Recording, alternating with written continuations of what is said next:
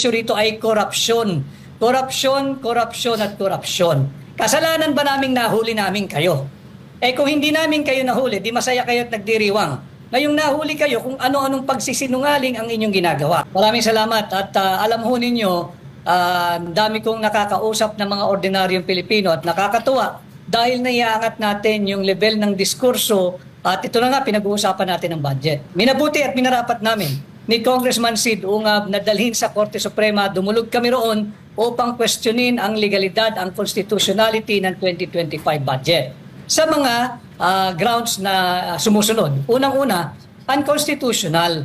Nabigyan nila ng zero funding yung PhilHealth sapagkat yung PhilHealth may pinagkukuhaan ng special purpose fund yan. Katulad nung share niya doon sa sin taxes levied on tobacco, sigarilyo, alak at yung mga gumagamit ng matatamis, yung mga sweetened beverages. 80% yan automatic popondohan yung Republic Act 11223 o yung Universal Healthcare Law, kasali dyan ang PhilHealth. Kanya hindi pwedeng bigyan ng zero budget ang PhilHealth. Pangalawa, higit na malaki ang pondong ibinigay sa public works. Unconstitutional din yan sapagkat malinaw sa ating saligang batas, Article 14, nandiyan yan, nakasulat yan, Section 5, na ang pangunahing dapat bibigyan ng prioridad pagdating sa budgeting ay ang Department of Education, hindi ang Public Works. At pangatlo, ito yung magdadalawang linggo ng pinag-uusapan, unconstitutional yung enrolled bill sapagkat puno ito ng blanco.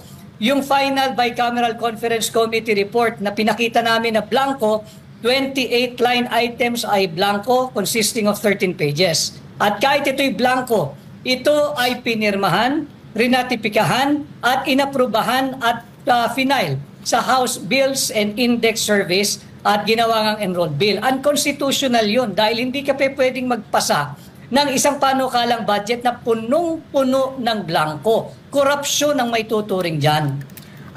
Una sa lahat, yung itanong ko po muna doon sa, di ba, may tatlo kayong basihan, yung PhilHealth, edukasyon, at saka yung blanco. Doon po sa PhilHealth, ang kanilang dahilan ho dyan ay meron naman pong may pondo pa naman na maaring paghukutan daw. Hindi ho ba ito sapat? Hindi sapat yun sapagkat ito'y paglabag na malinaw sa ating saligang batas. So ulitin ko, yung provision ng ating Constitution, I think Article 6, Section 29 yan na yung mga money collected on taxes levied for special purpose shall be treated as a special fund and shall be used only for that special purpose for which the collection was made. Yan nga po yung 80% nung doon sa tinatawag na taxes levied on sin products, yung tabako, sigarilyo, alak, at yung mga matatamis na inumin. Malinaw yan at siya linabag ng kasalukuyang budget. Ayan kasong kriminal din yan Dahil yan, bawal na maglipat ka ng pondo at wag mong pakilaman yung special purpose fund. Yan ay para sa Universal Healthcare Law. Edukasyon, ang sinasabi naman nila ay meron namang, hindi ho ibig sabihin ng edukasyon doon sa konstitusyon, ay DepEd lang. Kasama daw dito yung iba pang mga, masasabi nating ibang bagay tulad dun sa PMA at PNPA, kung ano-ano pa. Ano ang paliwanag dito? Sapagkat ibang klase yung sa PNPA, iba yung sa PMA. Yan ay sa ilalim ng budgeting ng DILG at ng DND, ng Department of National Defense. Hindi mo pwedeng ihalin tulad ang struktura ng PMA at PNPA at yung mga iba pang katulad nitong education sector. Sapagkat ang mga profesor sa PNP ay sumasahod sa PNP. Mga pulis yun Yung mga profesor sa PMA ay sumasahod sa DND. Mga militar yun Navy or Air Force o kung anumang branch of service ng PMA. At ito'y ginawa lamang para maging bloated yung budget ng Department of Education at mapagtakpan yung trilyong pisong inilagak nila sa DPWH or Public Works at upang ikubli nga na higit na mababa yung funding o yung budget na ibinigay nila sa Department of Education. Pagdating naman po dito sa talagang pinaka-controversial, yung blanco na sinasabi. Ang sinasabi naman daw, yung BICAM report lang ang blanco. So, walang problema doon. At ang sinasabi naman nila, ang pinirmahan mismo ng Pangulo, ay may laman na, may nakasulat na. So, ibig sabihin, hindi po daw yan unconstitutional. Ano po ang paliwanag niyo dito? Nagpapasalamat kami, inamin nila na walang blanco, yung pinirmahan ng Pangulo, yung GAA. Sapagkat ito now gives rise to the bigger question. Sino yung makating kamay na nagpuno ng mga patlang o blanco doon sa Bicameral Conference Committee report? Yung Bicameral Conference Committee report ay hindi isang inosenteng dokumento. Ito ang pundasyon, ito ang basihan ng ating enrolled bill, yung General Appropriations Bill, yung GAB. Pag yan ay isinumite sa tanggapan ng Pangulo at yan ay napirmahan, magiging GAA yung GAB, magiging General Appropriations Act. At yung GAA natin ngayong 2025 is a clear fruit of a very poisonous legislative process. Inabando na ng ating mga mambabatas, lalo na yung miyembro ng BICAM, yung kanilang sagradong mandato na bantayan, ultimo, sentimo ng pera nating mga Pilipino. Somebody made a running computation and around 241 billion pesos ang halaga ng iniwang blanco. 241 billion pesos. Hindi birong pera ito. And again, balat by Coach Oli at Jay, daig pa ng mga barangay na nagpapasa ng konseho sa barangay ang taunang budget nila. Yung konseho ng barangay marunong magpasa ng budget eh. Tanungin nyo sila, mag-interview, 40,000 mahigit ang ating konseho ng barangay. Mag-interview kayo, tanong ninyo kung tama yung budget process sa dinaanan ng ating 2025 budget. Ganon din, yung ating magagaling na mga municipal councilors, city councilors at provincial board members, they know how to pass a proper budget. And they know, and they will attest to this, hindi ka pwedeng magpasa ng budget na merong blanco kahit isang sentimo. That is illegal, that is criminal, that is unconstitutional. Pagdating naman po doon sa sinabi niyong ito'y isang criminal act, do you mean after this pagsampa ninyo sa Supreme Court, kakasuhan din ninyo po yung mga pumirma, yung mga pumirma na blanco po? Sapagkat mayroong kinakailangang managot, Banat Bay. Ito ay crime against public interest, Article 170 of our revised penal code. Anong kaso yan? Falsification of legislative document. And it will also involve usurpation of authority sapagkat hinahanap natin sino ba yung makating kamay na naglagay ng mga halaga doon sa daang bilyong pisong patlang o blanco na sadyang iniwan ng mga senador at kongresista na pumirma, nagratipika, nag-aproba at nag-file doon sa House of Representatives Bills and Index Section. Yan ay criminal offense. Bukod pa riyan, ito ay usurpation of legislative powers. Ay isang krimen na committed by public officers. Lahat ito ay mga pangunahing krimen na ating naiisip pa lamang. But for now, we have to file our petition before the Supreme Court sapagkat ito nga ay hindi basta-bastang usapin. Ang pinag-uusapan natin dito ay yung constitutionality of no less than our annual budget, itong 2025 budget. Hingan ko lang po kayo ng reaksyon patungkol po doon sa sinabi ng ating Pangulo na sinabi niya na yung ginawa ninyo, baka ang ending niyan, mag-shutdown daw ang gobyerno at tumigil ang lahat. Ano po ang inyong masasabi dito? Yan ay malaking kabulaanan. Hindi magsha-shutdown ng gobyerno. May mekanismo dyan, yung tinatawag nating reenacted budget. At yung sinasabing so that we can continue destabilizing the government, that is wrong. That is totally misplaced and out of place yung kanyang sinabi. Sapagkat ang issue dito ay corruption. Corruption sa kanyang administrasyon, hindi ang destabilisasyon. Because if we are destabilizing the government, Banat Bay, bakit kami tatakbo sa Korte Suprema? Hindi ba yan ipagkilala sa rule of law? Hindi ba yan pagkilala sa supremacy of the Constitution? Coach Oli. Attorney Vic, so susundan ko na yung tanong ni Banat Bay patungkol dito kay BBM kasi alam naman natin na separate branches ang legislative tsaka executive.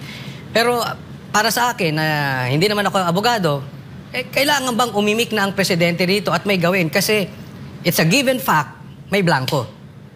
So wala siyang pwedeng gawin?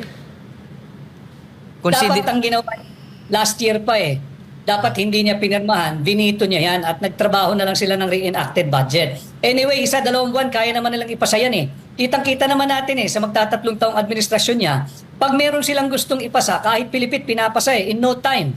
So ito, talagang hindi mo pwedeng pakialaman na itong budget na ito dahil tangi ang lahat ng appropriation revenue ay magsisimula katangi-tangi sa House of Representatives. Not even in the Senate, Coach Oli. Malinaw sa ating saligang batas yan, Article 6, Section 24, na dapat ang lahat ng batas patungkol sa appropriation ay nagmumula sa House of Representatives exclusively. So wala tayong magawa dyan, dapat hindi na niya lang pinirmahan yan. So, definitely may ano dito, may blank items. Ngayon, nagtuturuan na. Hindi ba parang ang nilalabas dito ay ginagawang fall guy etong mga staff? Yun ang nakakaawa, Coach Oli. Dahil nakikita ko yung direksyon ng mga pahayag, lalo na nung Congresswoman Stella Kimbo na tinuturo yung technical working group or technical working staff ng Senado doon sa Committee on Finance at nung mababang kapulungan yung Committee on Appropriation. Kawawa naman ito. Itong mga ito, hindi gagalaw yan ng walang nag-utos. At ako'y naniniwala, mararangal at tapat yung mga naglilingkod dyan sa technical working group. Gagamitin lang sila dahil nagkaipit-ipit na. Hindi tama na ipitin yung mga nagtatrabaho ng tuwid, nagtatrabaho ng marangal dyan sa House of Representatives, sa Senado. Dapat dyan managot yung kung sino talaga yung may makating kamay na naglagay ng mga malalaking halaga, daang bilyong pisong halaga, dyan sa iniwang blanco ng Bicameral Conference Committee report. Ayun.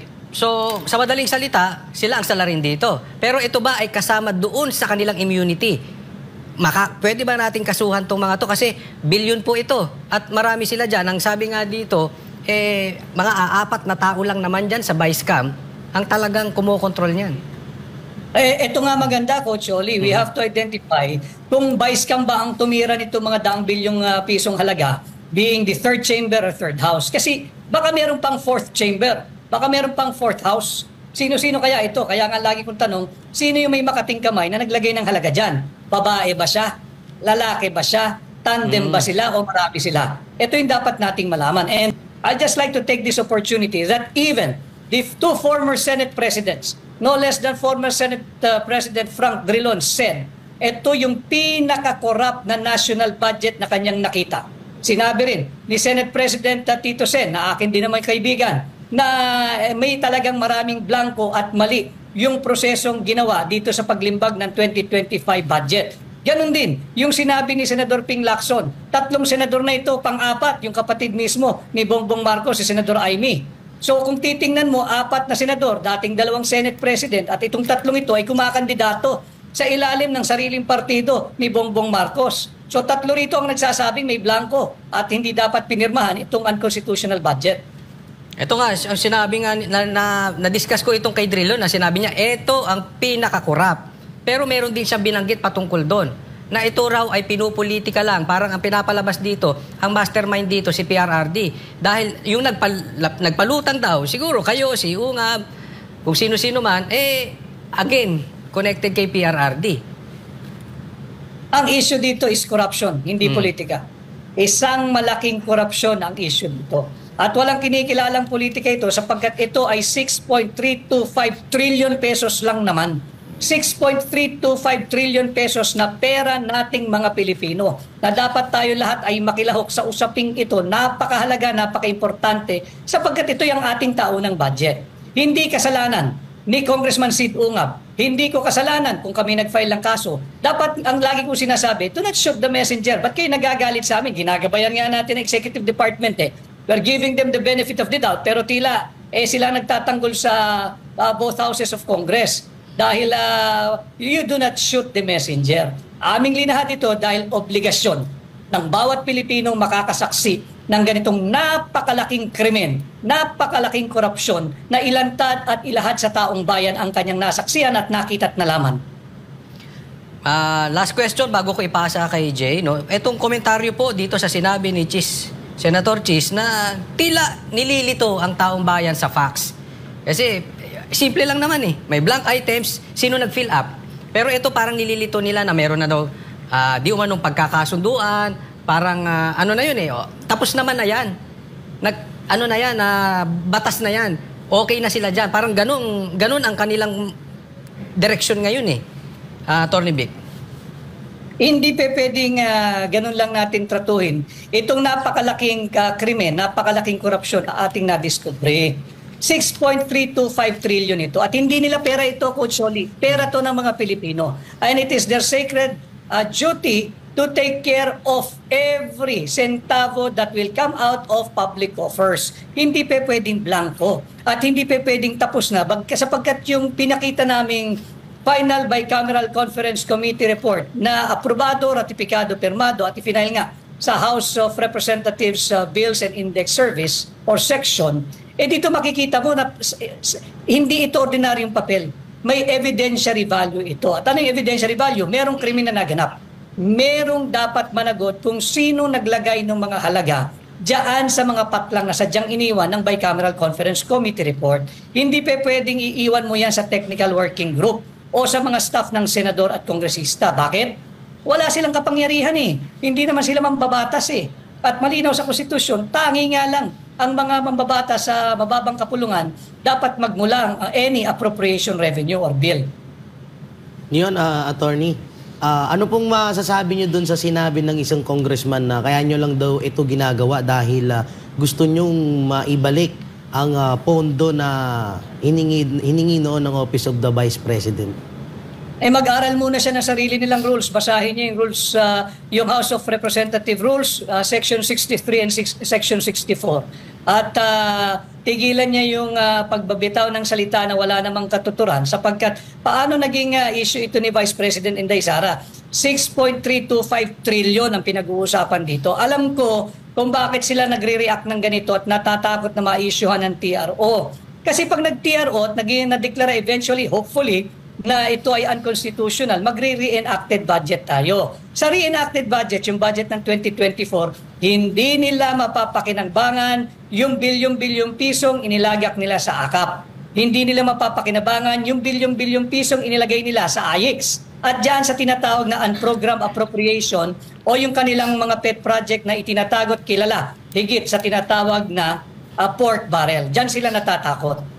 Attorney, may mga nagtatanong din po na mga kababayan natin, paano naman po daw si ano daw ang magiging pananagutan ni dating si Saldico dahil, diba, kakaalis niya lang at napalitan siya ni Kimbo, tapos biglang lumabas po itong, na-discover po itong issue about BICAM. Ano pong magiging parusa or maipapataw na sa kanya rito? Lahat ng nakapirma doon sa Vice-Cam report, yung final Vice-Cam report na naging enrolled bill, atin yung papanagutin. We are in the process of building the case at alamin kung sino yung dapat isama dyan sa mga ikakaso pa ng grupo ng abogadong nag-aaral kung ano yung nararapat na criminal case o ano yung criminal violation committed in the passing of this full of blanks na final Bicameral Conference Committee report. Attorney Vic, ito, banatang tanungan ha. Una, ginagamit daw niyo itong issue na ito dahil kayo kumakandidato bilang senador. Hindi, ang issue rito hindi yung pagtakbo ko, hindi yung politika. Ang issue rito ay korupsyon. Korupsyon, korupsyon at korupsyon. Kasalanan ba naming nahuli namin kayo? Kung hindi namin kayo nahuli, di masaya kayo at nagdiriwang.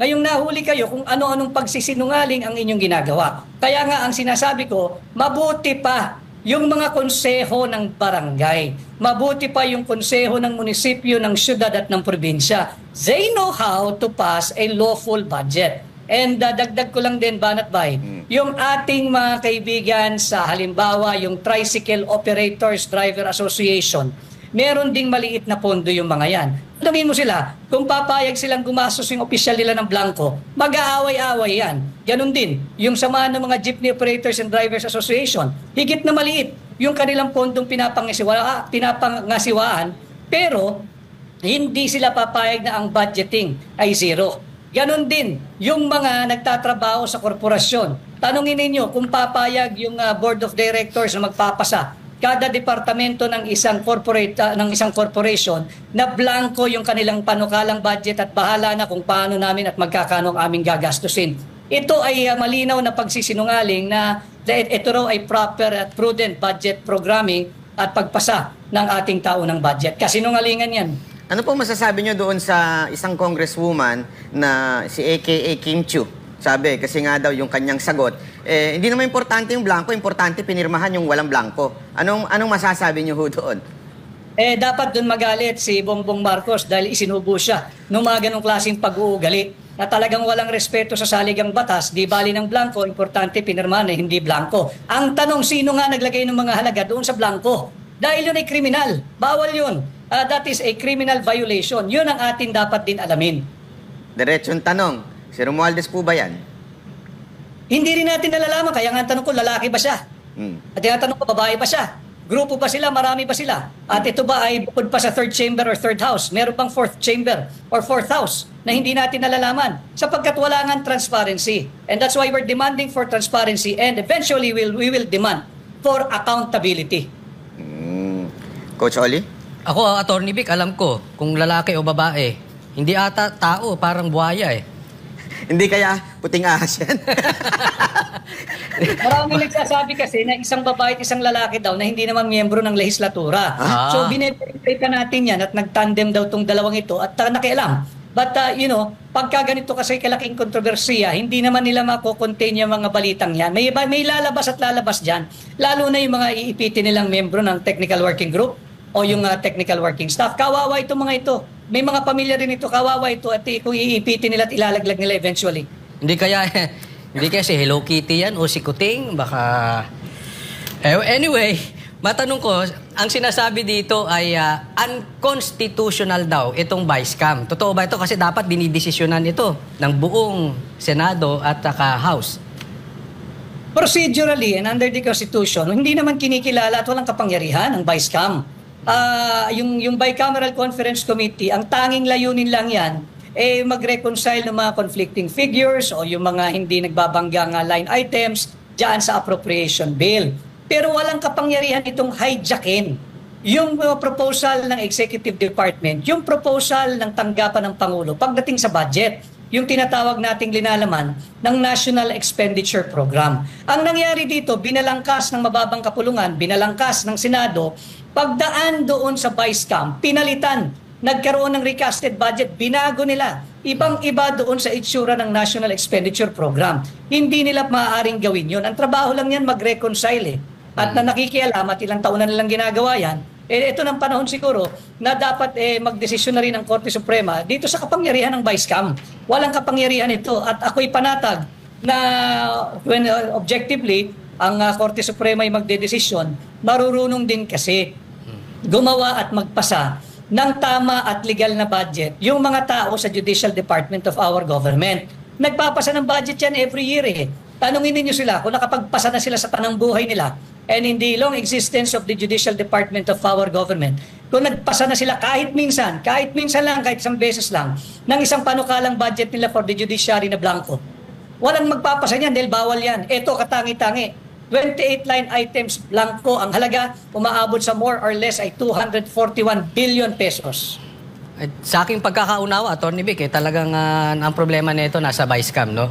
Pero ako isang ayon doon sa sinampan ninyo dyan sa korte. At sana nga, sangayon din ako na sana mas maraming maparusahan. Kasi talagang pag walang naparusahan dyan, uulit-ulitin. Pero ang tanong dito, kailan kaya yan? Kasi baka mamaya nagastos na nila yung pera, saka magdidesisyon ng korte, baka mamaya wala na si Marcos, doon palang lumabas yan. So patay na yung kabayo bago dumating yung damo. Kaya tayo agad-agad ay nagsampa na nga ng petition sa Korte Suprema because yung dapat may sense of urgency na hindi dapat magastos yung pera. Dahil any disbursement is illegal sapagkat ito nga ay fruit of a very poisonous legislative process, itong gaan ng 2025. Kaya dapat mahinto iyan at marisolba ng Korte Suprema sa lalong madaling panahon. At hindi naman dapat mangamba ang administrasyon ni Marcos sapagkat pwede naman mag-reenacted budget. Dili kaya, paspasan nila. Magpasa uli sila ng naaayon na sa konstitusyon na budget for 2025. Attorney Vic, may ipinapalabas po ang mga makakaliwa na parang pinapalabaso nila na etong mga blanco daw ay si dating Pangulong Rodrigo Roa Duterte daw ang pasimuno. Parang gusto nilang palabasin sa taong bayan na ito ay nanggaling sa inyo. Kasi yung iba, 'di ba, yung mga ibang mga pumirma sinasabi nila na wala nga daw blanco doon. So bakit parang nagkaroon doon bakit daw nagkaroon na ng blanco doon sa ano na yun? Di tanungin nila yung sarili nila. Bakit sila nagpasa ng isang blankong bicameral conference committee report? Nandun sa journal ng House eh. Wala naman ni isa sa kanilang nag-object eh. Andun sa journal, nakakuha ako ng kopya eh. Yung Makabayan Black, walang nag-object dyan. Sinungaling din yung mga yan. Kaya lang ako kasalita ng ganito dahil tinutuwid natin yung mga pagsisinungaling ng mga tao na sinisweldohan nating mga Pilipino at dapat ay tatrabaho bilang mambabatas. Tingnan ninyo, doon sa journal ng House of Representatives, walang nag-object sa mga yan. Pumayag yan dyan sa ratified, approved, and signed final bicameral conference committee report and yun na nga, naging enroll bill, naging GAB at ngayon problema na, naging GAA. Sasali po ba kayo sa January 31 na rally tungkol po dyan sa pagtutol sa budget? Sino bang nagrarally? Yung nagrarally, ang sinisigaw, impeach Sara pa rin eh. Meron naman daw, sabi nila, meron din daw silang issue sa budget. Sabi kasi ni Trillanes, nahaluan daw ng mga Duterte supporter yung sumisigaw na yon. Anong masasabi nyo doon? Ako, ang atupagin natin, itong illegal, immoral, unconstitutional na 2025 budget. Imbis na sinisigaw impeach Sara, dapat ang ating tugisin sino ang dapat managot dito sa biggest money heist, 6.325 trillion pesos. Napakalaking halaga ito. Kaya lang tayo nagpapalinaw ng ganito dahil ibinabalik ko lang sa sentro ng usapin ang mga importanteng usaping panlipunan na dapat nating pinagkakaabalahan. Hindi yung impeach Sara. Dapat sinisigaw nila impeach Marcos. O kaya panagutin kung sino yung mga miyembro ng Bicameral Conference Committee na makati ang kamay na nilagyan ng halaga, daang bilyong pisong halaga, yung mga blankong sadya nilang iniwan. Nababasa ko sa inyo, Atty. Vic, isa sa mga talagang advokasya ninyo yung zero corruption tulad ni Pastor Kibuloy. Ano bang plano ninyo? Pag sakasakali pong kayo ay pagpalain ng ating Diyos na makaupo bilang senador, anong plano ninyo sa walang tigil na korupsyon at talagang dekada ng problema ng korupsyon sa Pilipinas?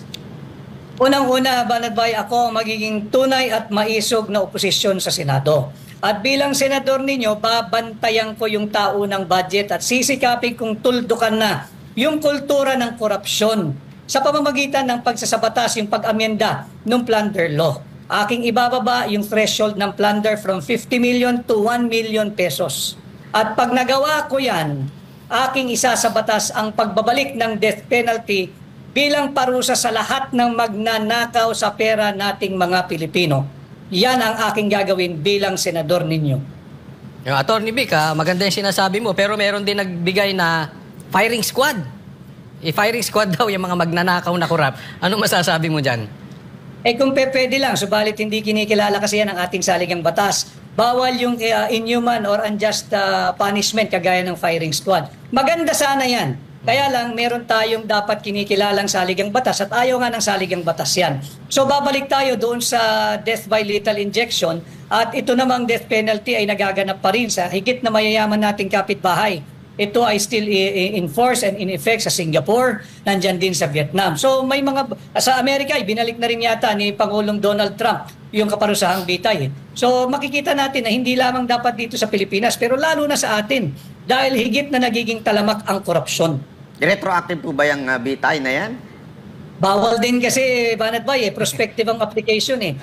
Gustong-gusto ko rin na retroactive, kaya lang bawal. At hindi ito sang-ayon sa ating saligang batas. Okay. Bilang mga ordinaryong Pilipino, ano po ba ang maaari namin gawin? Huling mensahe niyo po sa ating mga kababayan. Unang-una, nagpapasalamat ako na kayong miyembro ng tinatawag nating new media at yung mga napapabilang sa tinatawag din natin kinikilalang Fourth Estate ay pinag-uusapan itong napakahalagang usaping panlipunan. Huwag nating tigilan upang higit pang maraming Pilipinong makaalam kung paano linulustay ng kasalukuyang administrasyon ang pera nating mga Pilipino. Hindi tayo nagdi-destabilize ng gobyerno sapagkat ang usapin dito ay hindi destabilization kung hindi korupsyon.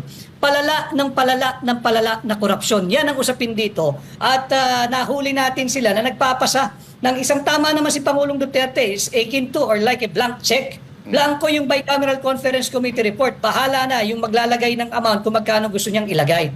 Kaya atin itong patuloy na pag-usapan at ako naman bilang tunay at maisog na oposisyon ay umiikot ng ating bansa. Pinag-uusapan ng budget bilang formal at opisyal na aplikanteng pagkasenador. Sana ay matulungan ninyo ako na maipakampanya sa lahat ng Pilipino sa lahat ng panig ng mundo kung sakasakaling sa tingin ninyo ay karapat dapat ako katulad ni Pastor Apollo Kibuloy na mapahiram ng inyong mandato.